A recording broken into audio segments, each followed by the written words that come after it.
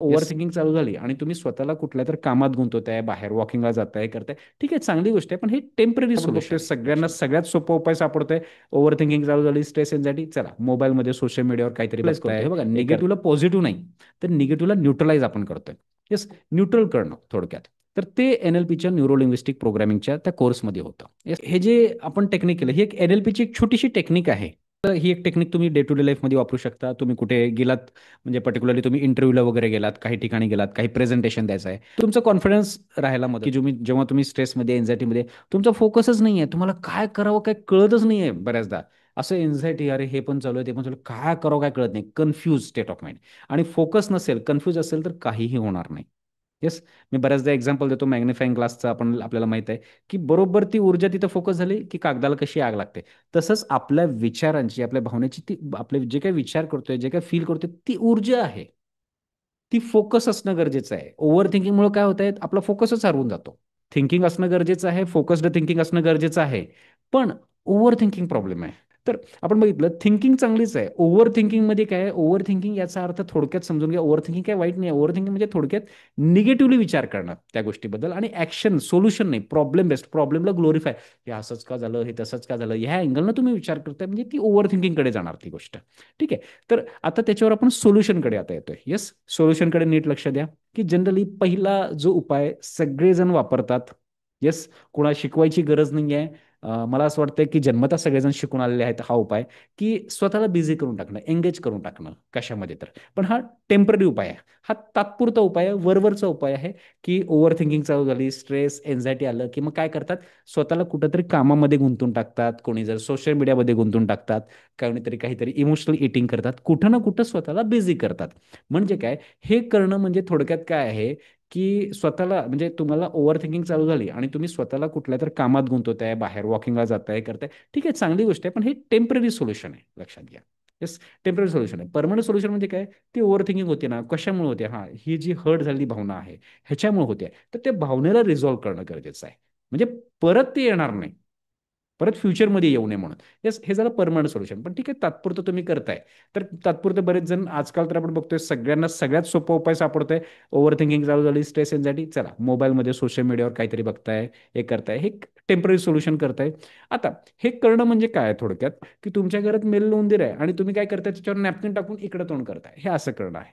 वास तर तुम्हाला येणारच आहे, त्रास तर होणारच आहे. आणि काही जण काय करतात, चला निगेटिव्ह विचार चालू झाले, चला पॉझिटिव्ह विचार करण्याचा प्रयत्न करतात. आता हे बघा, निगेटिव्हकडे दुर्लक्ष करून पॉझिटिव्ह विचार नक्की करा, चांगली गोष्ट आहे. मी म्हणतो आयुष्यामध्ये आपण काही छोट्या छोट्या निगेटिव्ह गोष्टी आहेत, त्याकडे आपण दुर्लक्ष करू शकतो. तिथं दुर्लक्ष करा, जिथे जिथे दुर्लक्ष करू शकता, सहजतेनं दुर्लक्ष करा आणि पॉझिटिव्हकडे लक्ष द्या. पण आयुष्यामध्ये, बऱ्याच जणांच्या आयुष्यात बऱ्याच अशा गोष्टी आहेत की जिथं आपण दुर्लक्ष नाही करू शकत, ते तो तुम्ही दुर्लक्ष करायला जाता, तर ते काय होतं, सप्रेस व्हायला लागतं, दबलं जातं, आणि सप्रेस सप्रेस होऊन काय होतं, एक ना एक दिवस ते परत स्प्रिंग सारखं बाहेर येतं. येस, ते स्प्रिंग सारखं बाहेर येतं, आणि मग बाहेर आलं की परत नंतर मग त्याचा भडका उडतो. तर मग इथं काय करणं गरजेचं आहे, तर इथं त्याला आपण बघतोय की ते जे सप्रेशन आहे, ते सप्रेस होऊ न देणं, त्याला त्या त्या वेळेस शेअरिंग करणं गरजेचं आहे, त्यातनं व्यक्त होणं गरजेचं आहे, त्या प्रॉब्लेमचं सोल्युशन काढणं गरजेचं आहे. येस, तर आपण बघितलं, पहिलं आपण बघितलं की आपण जे ओव्हर थिंकिंगचं जे सोल्युशन आपण सगळेजण काढतोय, की बिझी होतो कशामध्ये, तर हे तात्पुरतं सोल्युशन आहे. ठीक आहे. त्यानंतर ना पुढचं जे सोल्युशन आहे, focus on what you can control. Yes, आता ह्याच्यात थोडंसं वर उठणं गरजेचं आहे. पहिलं तर आपण इतके दिवस झालं वापरत आलोच, की येस, स्वतःला कशा तर बिझी करून टाकणं. आता थोडंसं ह्याचा पण विचार करा, एक स्टेप पुढे पण जाणं गरजेचं आहे, की ओव्हर थिंकिंग चालू झाली, focus on what you can control. मला जी ओव्हर थिंकिंग होती आहे, स्वतःला विचार करायचा जेव्हा ओव्हर थिंकिंग चालू होती आहे, तर ही जी काय ओव्हर थिंकिंग करतोय, हे माझ्या कंट्रोलमध्ये आहे का, ही गोष्ट अशी नाही झाली म्हणून मला मी विचार करतोय, ती गोष्ट होणं माझ्या कंट्रोलमध्ये आहे का, माझ्या हातात आहे का. जर तुमच्या कंट्रोलमध्ये आहे, नक्की कंट्रोल करा. जर कंट्रोलमध्ये नाही आहे, सोडून द्या, काय करणार आहे. जी गोष्ट कंट्रोलमध्ये नाही, त्याला कंट्रोल करण्याचा प्रयत्न केल्यानंच एन्झायटी वाढते, स्ट्रेस वाढतो, ओव्हर थिंकिंग वाढते. राईट. येस, फोकस करायचं आहे आपल्याला आयुष्यामध्ये, की मी दिवसभरात, मी माझ्या कंट्रोलमध्ये काय, मी काय विचार करावं हे माझ्या कंट्रोलमध्ये आहे, मी काय बोलावे, कोणते शब्द वापरावे हे माझ्या कंट्रोलमध्ये आहे, मी काय ॲक्शन घ्यावेत ते माझ्या कंट्रोलमध्ये आहे. आता बघा, मी सांगतो, आपले विचारच कंट्रोल करण्यासाठी, आपल्या स्वतःचे विचार कंट्रोल कंट्रोल करण्यासाठी किती काय काय करावं लागलं आपल्याला. हे सेमिनार करावं लागतंय, कोर्स करावं लागतंय, पर्सनल कोचिंग घ्यावं लागतंय, किती काय काय करावं लागतंय, मेडिटेशन करावं लागतंय. मला म्हणायचं आहे, स्वतःच्या विचारांना आपण दिशा देण्यासाठी, कंट्रोल करण्यासाठी एवढं काय काय करावं लागतंय. तर मग मी म्हणतोय की आपण समोरच्याचे विचार तर नाहीच कंट्रोल करू शकत, की ह्यांनी असं का विचार केला, तुम्ही तसं नाही विचार करायला पाहिजे. बरेच जण नातेसंबंधात, तुम्ही असं का करताय, तुम्ही तसं नका करू, असं नका करू, ह्यांनी असं का केलं. हे शक्य नाहीये ते. कसं काय शक्य? आपलेच विचार करायला, आपल्याला विचार कंट्रोल करायला आपल्याला किती प्रॉब्लेम येतोय. ते करू शकत नाही, समोरच्याचे कसे काय होतील. राईट. तर आपण आता बघतोय, येस, चॅटबॉक्समध्ये पल्लवी मॅडम म्हणतायत, करेक्ट सर. तर yes, thank you thank you Pallavi madam. त्यानंतर ना पुढं आपण बघतोय की practice deep breathing exercise. Yes, deep breathing exercise केल्यानं पण आपल्याला आपली ओव्हर थिंकिंग कमी व्हायला नक्की मदत होते. येस. पण डीप ब्रिदिंग आपण किती वेळ घेणार आहोत? किती वेळ घेऊ आपण डीप ब्रिदिंग? एक 10 मिनिट, 5 मिनिट. येस. एक थोडा वेळ डीप ब्रिदिंग घेऊ. किती वेळ घेणार आहे? तर हे पण एक चांगलंच आहे डीप ब्रिदिंग. त्याचा आपल्याला फिजिकल हेल्थला पण बेनिफिट होतो. पण मेजरली मी म्हणेन की तुम्ही तुमच्या माइंडवर काम करणं गरजेचं आहे. जसं की मी हे म्हणतो की focus on what you can control, हे महत्त्वाचा मुद्दा आहे. तुम्ही काय कंट्रोल करताय? जे तुमच्या कंट्रोलमध्ये आहे कंट्रोल करा, जे कंट्रोलमध्ये नाही त्याला सोडून द्या, ऍक्सेप्ट करा. काय करणार? त्यानंतर ना आपण आता हे आपण बघितलं, वरचे सोल्युशन बघितलं. आता काही आपण परमनंट सोल्युशनकडे येतोय. आता ओव्हर थिंकिंग सॉल्व्ह करण्यासाठी काही परमनंट सोल्युशन आहेत. न्यूरो लिंग्विस्टिक प्रोग्रामिंगचा कोर्स आहे. तर न्यूरो लिंग्विस्टिक प्रोग्रामिंग म्हणजे काय? ज्यांनी हा शब्द नवीन ऐकलाय त्यांच्यासाठी मी सांगतो, न्यूरो लिंग्विस्टिक प्रोग्रामिंग म्हणजे, न्यूरो मीन्स आपल्या ब्रेनमध्ये न्यूरॉन्स असतात. लिंग्विस्टिक लँग्वेज ही दोन प्रकारची असते. एक असते व्हर्बल लँग्वेज, जी आपण आता शब्दाद्वारे बोलतोय. दुसरी आहे नॉन व्हर्बल लँग्वेज, म्हणजे बॉडी लँग्वेज, म्हणजे फेशियल एक्सप्रेशन्स वगैरे. त्यानंतर आहे प्रोग्रॅमिंग, म्हणजे सेट ऑफ प्रोग्राम्स असतात, त्याची प्रोग्रॅमिंग केली जाते. तर ह्याच्याद्वारे आपण, ह्याचे काही कोर्स वगैरे होतात की ज्याची मी तुम्हाला लास्टला माहिती देईन, की त्याच्याद्वारे तुम्ही तुमची ओव्हर थिंकिंग कमी होऊ शकते. येस. त्यामध्ये इतकं त्याच्यावर काम झालेलं आहे, इतकं अप्रतिम. मी तुम्हाला म्हणजे इतकं स्पेसिफिकली तुम्हाला एखादी घटना आठवायला लावली जाते भूतकाळातली. ही घटना, ज्या घटनेमुळे तुमची ओव्हर थिंकिंग होते, तो त्रास, ती घटना आठवा. तुम्ही म्हणता, हां मी ती घटना आठवलं, हां ती घटना जी झाली होती ती घटना आठवलं, खूप दुःख होतं, खूप वाईट वाटतं. ओके, ठीक आहे. ती घटना नोट डाऊन करा, कुठल्या घटनेमुळे होतं. त्यानंतर त्या घटनेची तीव्रता लिहा. यस, दुःखाची, त्रासाची तीव्रता किती आहे? 10 पैकी त्याची तीव्रता लिहायला लावली जाते. यस, 10 पैकी 10 आहे म्हणजे खूप जास्त आहे. 10 पैकी 9, ठीक आहे, तीव्रता लिहिता. आणि मग तुमच्याकडनं न्यूरो लिंग्विस्टिक प्रोग्रामिंगचे काही टूल्स, टेक्निक अप्लाय करून घेतले जातात. आणि ते अप्लाय केल्यानंतर परत तुम्ही ती पास्टमधली पेनफुल मेमरी आठवायला सांगितली जाते. आणि ते झाल्यानंतर ना मग नंतर परत एकदा तीच घटना आठवायला लावते. मग परत एकदा तुम्ही तीच घटना आठवता, पण ती हर्टची, ती दुःखाची भावना नसते तिथं. निगेटिव्हला आपण न्यूट्रलाइज करतोय. येस, निगेटिव्हला आपण न्यूट्रलाइज करतोय. हे बघा, निगेटिव्हला पॉझिटिव्ह नाही, तर निगेटिव्हला न्यूट्रलाइज आपण करतोय. येस, न्यूट्रल करणं थोडक्यात. तर ते NLPच्या न्यूरो लिंग्विस्टिक प्रोग्रामिंगच्या त्या कोर्समध्ये होतं. येस, ऑनलाईन तो कोर्स आहे, त्याच्यावर मी लास्टला तुम्हाला माहिती सांगेन. त्यानंतर ना पुढे एक आणखी आहे की ते आहे emotional freedom technique. Yes, emotional freedom technique म्हणजे काय? इमोशनल म्हणजे काय, की माणूस म्हणल्यावर इमोशन हे असणारच. तर इमोशनल फ्रीडम म्हणजे काय? निगेटिव्ह इमोशनपासून फ्री होण्याची टेक्निक. आपल्याला पॉझिटिव्ह इमोशन हवे आहेत. म्हणजे सुख, आनंद, शांती, समाधान, हे पॉझिटिव्ह इमोशन ते आपल्याला हवे आहेत. निगेटिव्ह इमोशन नको. निगेटिव्ह इमोशन म्हणजे कोणते? की दुःख आहे, हर्टची भावना आहे, त्रासाची भावना आहे, स्ट्रेस आहे, एन्झायटी आहे, रागाची भावना. हे जे नकारात्मक भावना आहेत, ह्या नकारात्मक भावनांपासून मुक्त होण्याची जी टेक्निक आहे ती आहे EFT, इमोशनल फ्रीडम टेक्निक. तर ही जी EFT आहे, तर त्याबद्दल पण मी तुम्हाला सविस्तर माहिती सांगणार आहे. तर EFT म्हणजे काय? थोडक्यात आपल्या चेहऱ्यावर, आपल्या हातावर काही टॅपिंग पॉईंट्स असतात. तिथं टॅप केलं की आपल्या आतमध्ये जे काही निगेटिव्ह इमोशन्स आहेत, त्या निगेटिव्ह इमोशनपासून आपल्याला मुक्त व्हायला मदत होते. यस, EFTवर जर तुम्ही नेटवर सर्च केलात, त्याच्यावर हजारो रिसर्च पेपर पब्लिश आहेत, की त्या निगेटिव्ह इमोशनपासून तुम्ही खूप सहजतेनं तुम्हाला मुक्त व्हायला मदत होते. येस. तर आपण काही टेम्पररी सोल्युशन्स पण पाहिलं ओव्हर थिंकिंगमधनं मुक्त होण्यासाठी, जसं की स्वतःला बिझी करून घेणं एखाद्या कामामध्ये वगैरे. त्यानंतर काही त्याच्यावरचे काही सोल्युशन पाहिलं आणि काही परमनंट सोल्युशन्स पण आपण पाहिलं. येस.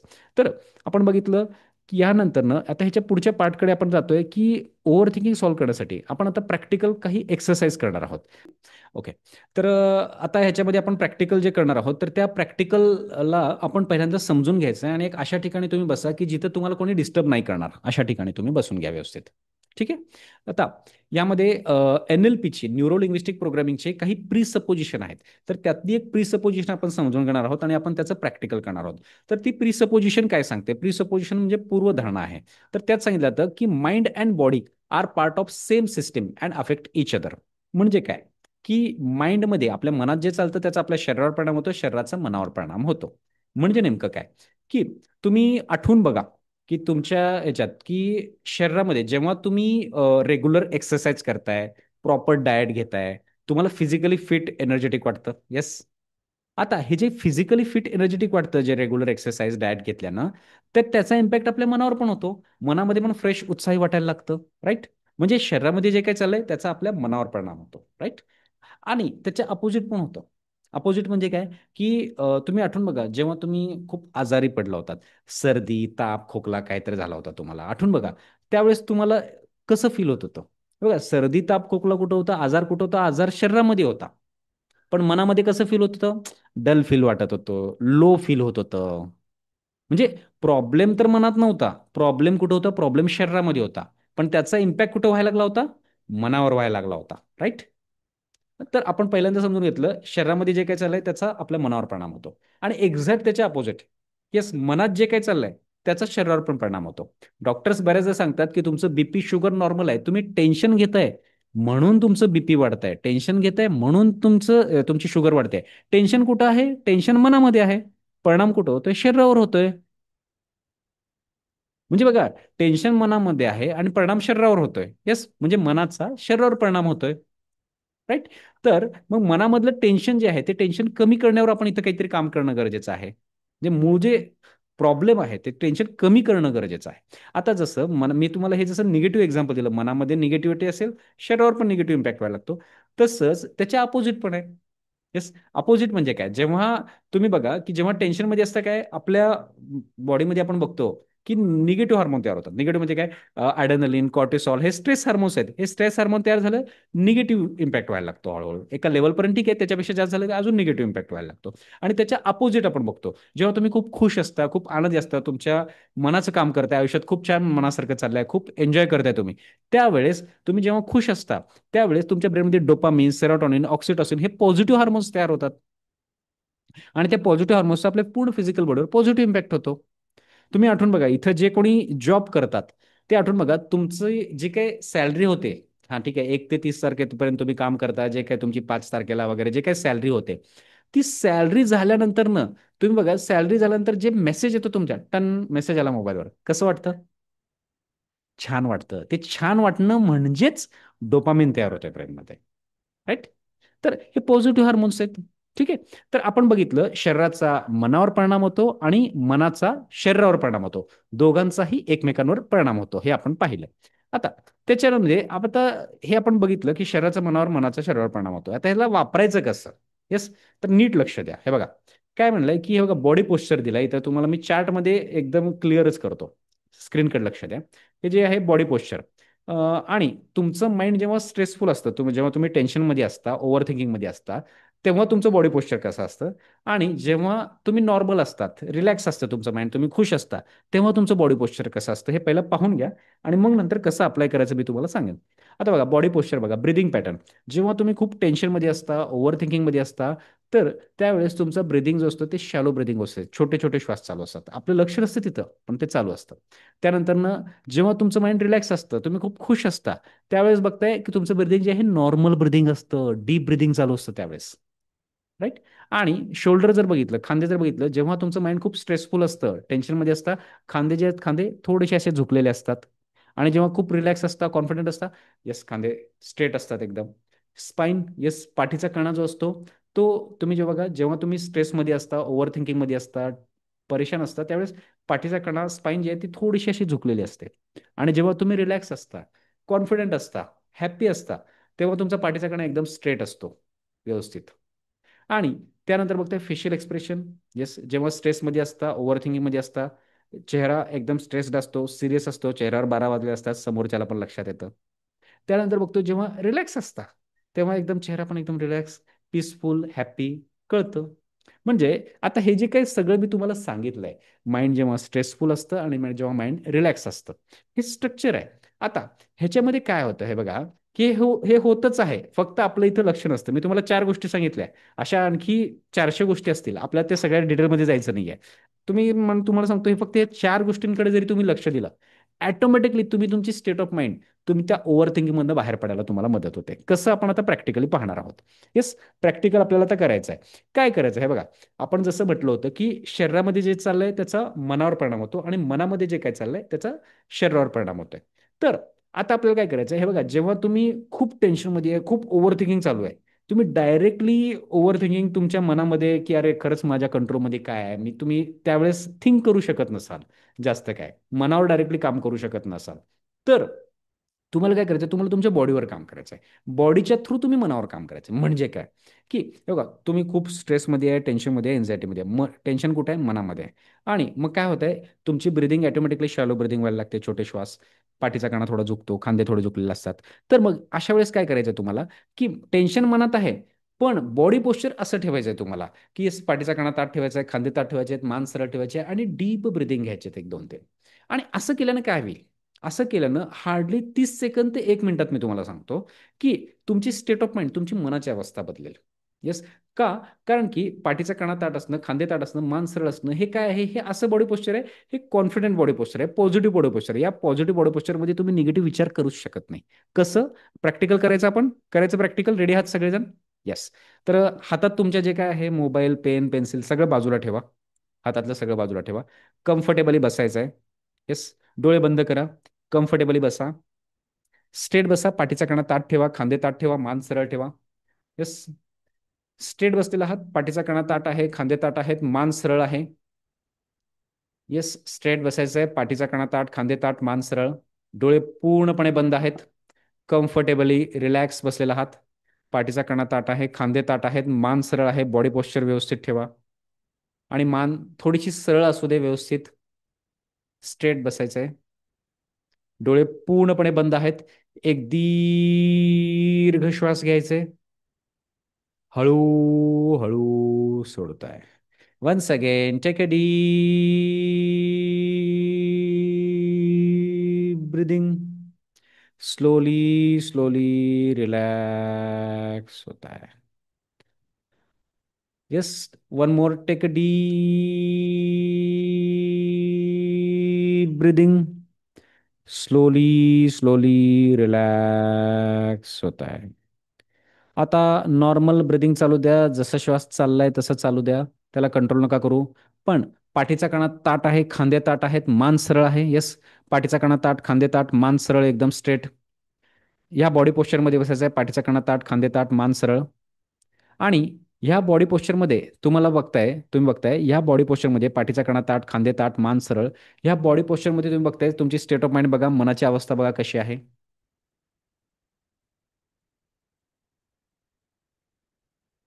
स्टेट ऑफ माइंड बघताय तुम्ही कशी आहे, पाठीचा कणा ताट आहे, खांदे ताट आहेत, मान सरळ आहे.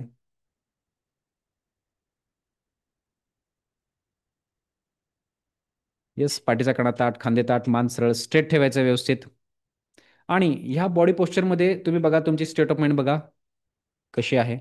पाठीचा कणा ताट आहे, खांदे ताट आहेत, मान सरळ आहे.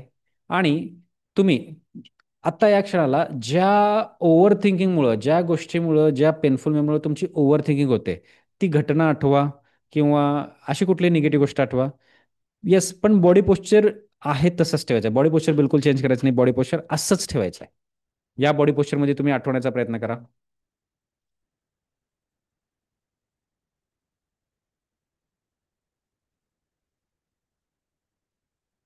येस, पाठीचा कणा ताट, खांदे ताट, मान सरळ. येस, तुम्ही ह्या बॉडी पोश्चरमध्ये निगेटिव्ह फीलच करू शकत नाही, कारण की हे कॉन्फिडंट बॉडी पोश्चर आहे. तुम्हाला निगेटिव्ह फील करायचं असेल तर तुम्हाला तुमचा ब्रिदिंग पॅटर्न बदलावा लागेल, पाठीचा कणा थोडासा झुकावा लागेल, खांदे थोडेसे झुकावे लागतील, तर तुम्ही निगेटिव्ह फील करू शकता. त्या व्यतिरिक्त नाही. येस, आता ती निगेटिव्ह घटना वगैरे जे काय ते सोडून द्या. येस, परत बॉडीमध्ये या, एक दीर्घ श्वास घ्या, पाठीचा कणा ताट, खांदे ताट, मान सरळ, हळू हळू सोडताय. Once again take a deep breathing, slowly slowly relax होत आहे. आता नॉर्मल ब्रिदिंग चालू द्या, जसा श्वास चाललाय तसा चालू द्या, पाठीचा कणा ताट आहे, खांदे ताट आहेत, मान सरळ आहे. हळूहळू दोन्ही हात एकमेकांवर घासायचे आहेत, डोळ्यांवर ठेवायचे आहेत आणि अलगदपणे, हळुवारपणे, कम्फर्टेबली डोळे उघडा. हे जे आपण टेक्निक केलं, ही एक NLPची एक छोटीशी टेक्निक आहे. येस, जे मी तुम्हाला न्यूरो लिंग्विस्टिक प्रोग्रॅमिंगबद्दल जे कोर्सबद्दल सांगितलं, त्यातली त्या न्यूरो लिंग्विस्टिक प्रोग्रामिंगमधली एक छोटीशी टेक्निक आहे माइंड अँड बॉडीबद्दलची. आता हे झालं, ही एक टेक्निक तुम्ही डे टू डे लाईफमध्ये वापरू शकता. तुम्ही कुठे गेलात, म्हणजे पर्टिक्युलरली तुम्ही इंटरव्ह्यूला वगैरे गेलात, काही ठिकाणी गेलात, काही प्रेझेंटेशन द्यायचं आहे, तर तिथं तुम्ही डोळे बंद करून, डोळे उघडे ठेवून, तुम्ही पाठीचा कणा ताठ ठेवून, खांदे ताठ ठेवून, एक दोन डीप ब्रिदिंग केलात, तुमचं कॉन्फिडन्स राहायला मदत होते, तुम्हाला कॉन्फिडंट राहायला मदत होते.